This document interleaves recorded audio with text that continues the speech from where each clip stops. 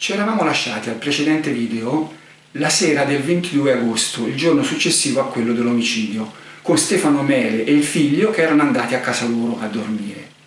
La mattina dopo Stefano doveva tornare in caserma per rilasciare ulteriori dichiarazioni e in effetti verso le 11 si presentò, ma non era solo.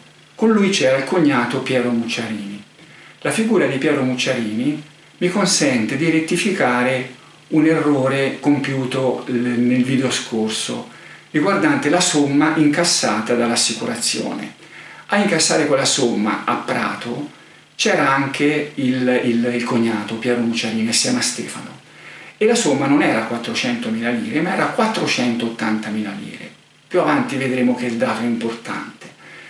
Tanto per avere un'idea del valore di quella somma la possiamo equiparare a 4.800 euro di oggi, all'epoca valeva 5 stipendi e oltre di un manovale muratore. Erano tanti soldi per me, che era molto molto povero. Parliamo anche della famiglia di origine di Stefano Mele, che avrà un ruolo molto importante nella successiva pista sarda. Stefano Mele era figlio di Palmerio, che era rimasto vedovo 2 volte. Con la prima moglie erano nati Maria, la più anziana, e Stefano. Con la seconda moglie erano nati 2 gemelli, Giovanni e Antonietta, e l'ultima figlia, Teresa. Maria era sposata con quello che Natalino chiamava lo zio Napolino e abitava alle 5 Vie, una zona a sud di Firenze, non lontana da Scandicci. Antonietta era sposata con Piero Mucciarini e abitava a Scandicci. Piero Mucciarini faceva il panettiere e lavorava di notte. Giovanni era scapolo, sarebbe sempre rimasto scapolo e lavorava a Mantova, in un'azienda dove faceva il guardiano notturno.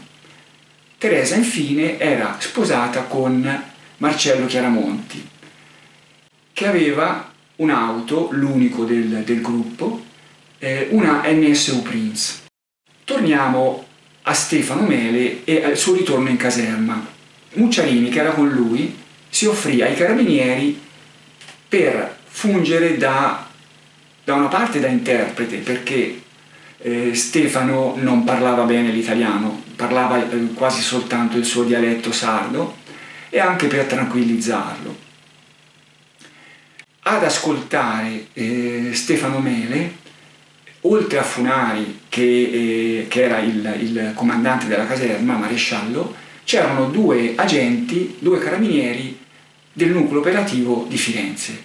Il brigadiere Gerardo Matassino, che poi firmerà un famoso rapporto investigativo oggi noto a tutti, e il carabiniere Pietro Gemmino.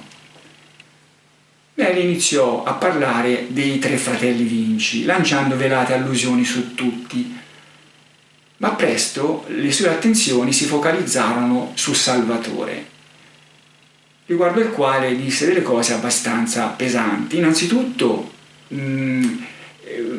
descrisse la sua gelosia verso Barbara, poi raccontò un episodio secondo il quale Salvatore gli avrebbe proposto di uccidere sua moglie in sua vece, sua moglie che lo tradiva, come risarcimento di un debito di 300.000 lire, che appunto Salvatore aveva ricevuto metà da Stefano e metà dalla moglie. Di più, Mele aggiunse un altro elemento raccontando di una confidenza ricevuta da Salvatore secondo la quale lui avrebbe ucciso nel 1960 la moglie, la giovane moglie. Il fatto era accaduto davvero, la giovane moglie era morta, soffocata da una bombola di gas, ma i risultati dell'inchiesta avevano stabilito che si era trattato di un suicidio. I carabinieri rimasero abbastanza sconcertati da queste rivelazioni, ma le registrarono, redassero il verbale che venne sottoscritto sia da Stefano sia da Mucciarini. Però non erano molto convinti di quello che avevano sentito. Continuarono a insistere successivamente fuori verbale, molto probabilmente con ancora la presenza di Mucciarini, che poco dopo se ne sarebbe andato dicendo appunto che doveva dormire perché poi la notte sarebbe dovuto andare a lavorare. Comunque insistettero i carabinieri e alla fine Mele cedette ammettendo che a uccidere sua moglie sarebbe stato lui stesso, però istigato e aiutato da Salvatore Vinci. Questo è il suo racconto. Quella sera, dopo l'uscita della moglie e del figlio, Stefano Mele rimane a casa per un po', poi si stanca e esce, fa un giro per il paese e incontra per caso Salvatore Vinci, il quale gli chiede informazioni su Barbara. Lui racconta che Barbara era uscita con il nuovo amante, al che Salvatore gli dice: ma perché non la uccidi? Perché non la fai fuori, non la fai finita una volta per tutte? E Mele risponde: e come faccio? Qui si possono leggere le parole del verbale. Come faccio senza nulla in mano, sapendo che Enrico ha praticato la boxe? Salvatore gli risponde: io ho una piccola arma.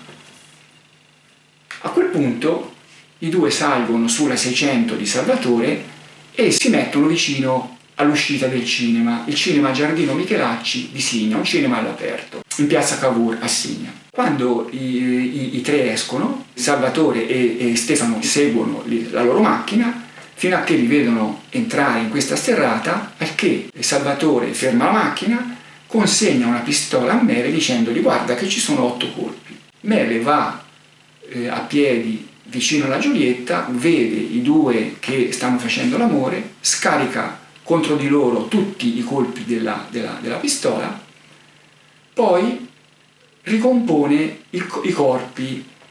A quel punto Natalino si sveglia, lo chiama, lui fugge spaventato, buttando a terra la pistola. Torna da Salvatore che gli domanda della pistola, lui gli dice appunto che l'ha lasciata sul posto e Salvatore fa: pazienza. Poi Salvatore lo accompagna a casa. A verifica delle sue dichiarazioni, il pomeriggio Mele viene condotto sul posto. Innanzitutto i carabinieri cercarono di fargli raggiungere la sterrata del delitto partendo dal cinema in macchina. Lo presero in macchina e cercarono di farsi guidare, ma Mele praticamente non riuscì a orizzontarsi. Allora lo portarono nei pressi del cimitero, dove lo fecero scendere e lo fecero andare avanti a piedi. A quel punto Mele riuscì bene o male a cavarsela, arrivando al torrente Vingone, superando il ponte sulla strada e girando a destra per la sterrata, fino a fermarsi più o meno nel luogo dove era la Giulietta di Lobianco. A quel punto i carabinieri presero una delle loro macchine di servizio, la misero in quel posto e consegnarono a Mele una pistola. I verbali non si dimenticano mai di precisare regolarmente scarica, come se fosse possibile che fosse stata carica. Mele prese questa pistola, ma i carabinieri ebbero l'impressione che non la sapesse usare. In ogni caso iniziò a mimare un agguato che però fu più da film alla Ridolini che un agguato reale, fatto di strisciamenti, balzi. Alla fine i carabinieri non rimasero molto convinti che fosse stato lui a compiere questo omicidio, però c'è da dire che raccontò alcuni particolari della scena del crimine che poteva conoscere soltanto chi l'aveva vista. Uno fu quello della freccia che era rimasta accesa. Stefano raccontò che era stato lui ad azionarla inavvertitamente mentre tirava su il corpo della moglie. Tra l'altro lui raccontò che aveva tirato su il corpo della moglie per la veste da dietro e questo scenario è supportato dalla catenina spezzata della moglie che fu trovata a terra con un pezzo che le fu trovato appiccicato ancora alla pelle. Purtroppo i verbali non specificano in quale zona del collo, probabilmente era davanti, e questo darebbe, diciamo così, un riscontro al racconto di Mele. Altri particolari Mele raccontò che insomma erano veritieri. Aveva indovinato la posizione della Giulietta di Lobianco innanzitutto, poi aveva anche raccontato di aver districato le gambe dei due, e nell'operazione una scarpa di Lobianco si era sfilata. In effetti i carabinieri, quando avevano aperto la portiera anteriore sinistra, avevano visto ruzzolare a terra una scarpa di Lobianco. 2 parole sul numero dei colpi sparati. Mele disse che la pistola era a 8 colpi e che lui li sparò tutti. Ecco, quel giorno i giornali riportavano la notizia del delitto parlando di 6 colpi. Successivamente l'autopsia avrebbe stabilito che le ferite erano 8, per cui presumibilmente 8 erano i colpi. Ecco, questo elemento alcuni lo ritengono, diciamo, una prova del fatto che Mele avesse sparato effettivamente, no? Perché conosceva il numero dei colpi quando il dato non era pubblico ancora. È un elemento non sicurissimo, e diciamo che tra l'altro poi non c'è nemmeno bisogno di questo elemento per collocare Mele sulla scena del crimine. La sera Mele venne interrogato di nuovo e poi venne portato in carcere. Il suo racconto non era molto credibile, no? Evidentemente. L'incontro fortuito in piazza con Salvatore Vinci non stava in piedi. C'era poi un altro particolare, quello della pistola, che non tornava, perché quella pistola non era stata ritrovata.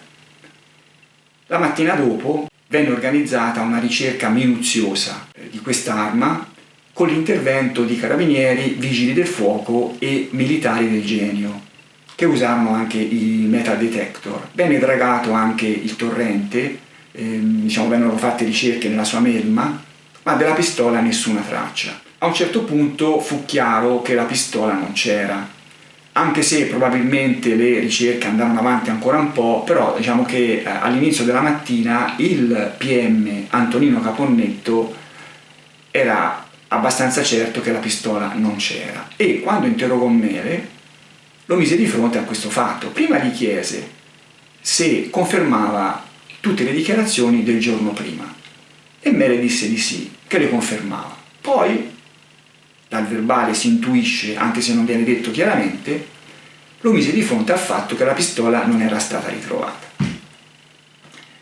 A quel punto Mele cambiò versione e disse: è vero, sì, ho detto una cosa errata, la pistola l'ho restituita a Salvatore Vinci. Caponnetto successivamente contestò a Mele anche l'incontro fortuito in piazza per il paese, e Mele anche su quello cambiò versione.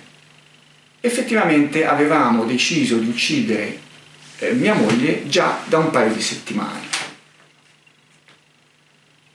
ma a quel punto Caponnetto non credette nemmeno a questa versione così, diciamo, così modificata, perché Salvatore Vinci era stato interrogato già dai carabinieri e aveva dichiarato di essere rimasto la sera del delitto insieme a 2 suoi amici fino a mezzanotte, e poi di essere tornato a casa. Era un alibi che resse, perché uno dei 2 amici fu interrogato subito dopo e confermò. Antonino Caponnetto interrogò anche lui questo ragazzo, questo amico. Ci fu qualche equivoco, tanto che questo ragazzo collocò la serata con Salvatore Vinci al martedì. Però Antonino Caponnetto era convinto che Salvatore Vinci non c'entrava niente, e praticamente aiutò questo ragazzo a collocare, che era un po' confuso, era un ragazzo che si chiamava Nicola Antenucci, un ragazzo che viveva per strada, che Salvatore aveva incontrato da pochi giorni e aveva portato a casa sua,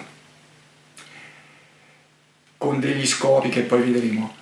e lo aiutò questo ragazzo, che era in buona fede, caponnetto naturalmente, a collocare la serata al mercoledì, quella del delitto. Successivamente pose Mele di fronte al fatto che Salvatore Vinci aveva un alibi. A quel punto Mele cambiò versione e disse che Salvatore non c'entrava nulla, che lui l'aveva accusato perché aveva avuto paura di chi? Di Francesco Vinci, il fratello, che era il vero responsabile. Ma Mele fece anche di più.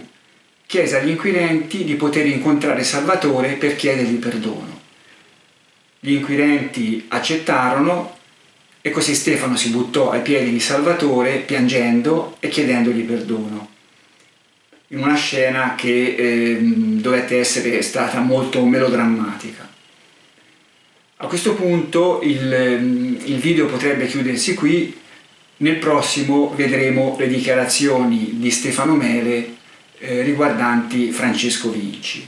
Però prima di chiudere affrontiamo 3 argomenti, tutti molto importanti.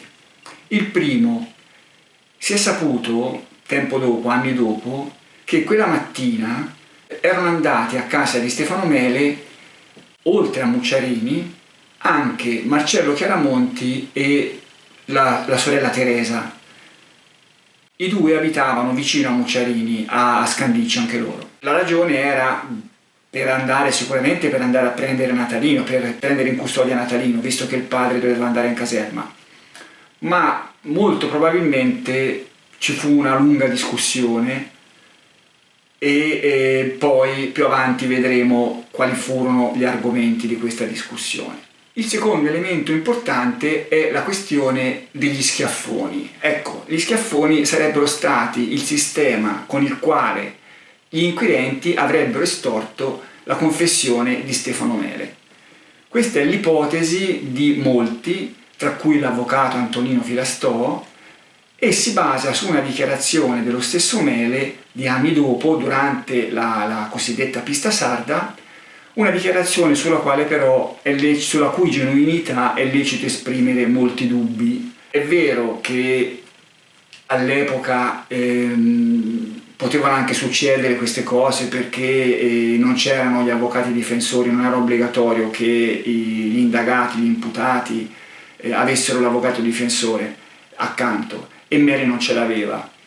Però pensiamo che si trattava di una persona di 50 anni, incensurato, che eravamo al secondo giorno di indagini, non c'era nessuna pressione dell'opinione pubblica sugli inquirenti, che non avevano bisogno di trovare un colpevole a tutti i costi, per cui ha poco senso pensare che Matassino e Funari si fossero messi a schiaffeggiare Stefano Mele per estorcergli delle confessioni. Anzi, poi c'è anche da dire che con lui c'era Mucciarini. È vero che non sappiamo bene quando Mucciarini se ne andò.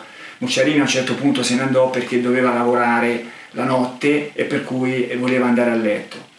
Però tutto lascia pensare che Mucciarini, dopo aver firmato il primo verbale, si fosse trattenuto ancora fino alla confessione di Mele, alla quale doveva tenere, vedremo perché. Incontreremo altre volte questi tentativi di chi fa fatica a far quadrare i suoi conti, di invocare estorsioni di confessioni, testimoni oligofrenici, bambini le cui dichiarazioni sono inaffidabili in quanto bambini, oppure depistaggi. Ecco, non ci fu niente di tutto questo. Anche le dichiarazioni di Mele, che potrebbero sembrare assolutamente incomprensibili, non erano dichiarazioni a vanvera. Vedremo che non erano dichiarazioni a vanvera, cioè diciamo che quando Mele mentiva per un motivo ben preciso. Passiamo al terzo argomento, che è l'alibi di Salvatore Vinci. Innanzitutto diciamo qualcosa di questo personaggio che incontreremo altre volte come protagonista della pista sarda. Salvatore Vinci era un erotomane di livello elevatissimo, praticamente viveva per il sesso a lui piacevano uomini e donne assieme, e non esitava a buttare dentro anche le proprie donne, compresa la moglie, la seconda moglie, che Rosina Massa, che in quel momento credo che avessero 2 figli. L'alibi che Salvatore Vinci accampò era questo, leggiamolo dal verbale. La sera del giorno 21 agosto 1968 sono ritornato a casa dal lavoro verso le ore 20:30. Sono andato a casa mia, posta in località Briglia, frazione di Vaiano, e dopo aver cenato mi sono recato presso il locale Basport della Briglia, ove sono rimasto fino alle ore 22:15 circa. Oltre a Silvano Vaggio e Nicola, un mio dipendente, mi ha visto nel Basport il gestore, che si chiama Cecchino, ed altri clienti che al momento non sono in grado di indicare con esattezza. Dopo tale ora, dalla Briglia, unitamente a Vaggio e Nicola, mi sono recato a Prato, presso il Circolo dei Preti, ove sono rimasto a giocare fino alle ore 24 circa. Dopodiché ho fatto rientro a casa mia, posta in località La Briglia. Presso il predetto circolo, oltre al gestore, vi era un prete che faceva una partita a scacchi con altra persona che non conosco. Una volta ritornato a casa non sono più uscito. Ebbene, quest'alibi era falso. Sarebbe stato dimostrato anni dopo, perché il ragazzo che era con lui, con Salvatore, Nicola Antenucci, che si era confuso davanti a Caponnetto, alla fine ricordò con precisione quello che era successo, e quella serata trascorsa con Salvatore la collocò al giorno prima di quello del delitto, al martedì, con una certa sicurezza. Allora, perché Salvatore Vinci presentò quest'alibi falso? Perché era colpevole, aveva avuto qualcosa a che fare con il delitto, ma c'è molto da dubitarne. Non era un delitto di impeto, era un delitto premeditato. E quando uno va a fare un delitto premeditato, l'alibi se lo costruisce prima, come del resto aveva fatto Mele con il suo pur ingenuo alibi della malattia. Ecco, Vinci non aveva fatto niente di tutto questo. Il suo alibi era un alibi chiaramente arrangiato, no? Un alibi che sarebbe stato facilmente smentibile. Bastava andare presso i locali che Salvatore aveva indicato, interrogare i gestori e i clienti che c'erano quella sera, il mercoledì, e avrebbero chiaramente detto che quel mercoledì Salvatore non c'era, era lì il giorno prima. Questa verifica non fu fatta soltanto perché le accuse di Mele durarono l'arco di una giornata. Se fossero continuate, è chiaro che i carabinieri sarebbero andati a verificare. Ma allora, perché un personaggio che poi sarebbe stato considerato furbo, intelligente, e poi effettivamente lo era, intelligente, avrebbe presentato un alibi così fragile? Al limite avrebbe potuto dire ero in un posto dove nessuno mi ha visto, no? che sarebbe stata meno, gli sarebbe andata meglio rispetto a un alibi che poi si sarebbe rivelato falso. L'impressione che ho io è che questo fosse un alibi provvisorio, un alibi che Vinci presentò per non dover dire quello che aveva fatto davvero. Considerando il personaggio, le sue hobby, diciamo così, è molto probabile che avesse passato la notte con gente che non era il caso di tirare in ballo.